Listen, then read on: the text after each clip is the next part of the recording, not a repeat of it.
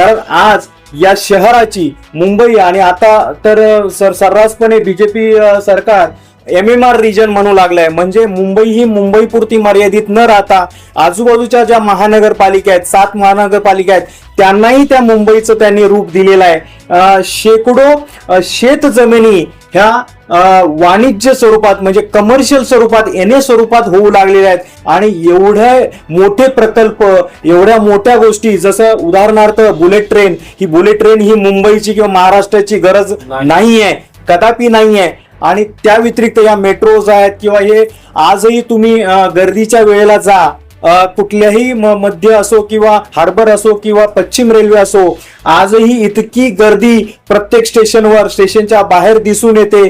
फेरीवाले म्हणजे हे कुठेतरी मुंबईचं आणि या महाराष्ट्राचं जे मराठीपण आहे हे हरवू लागलंय। कुठेही तुम्ही बाजारात जा, गर्दीच्या ठिकाणी जा, मराठी भाषा ऐकायला येत नाही। फक्त कुठेतरी सणालाच 4 मराठी माणसं बाहेर आली की मराठी आणि महाराष्ट्राचं अस्तित्व होतंय असं नाही।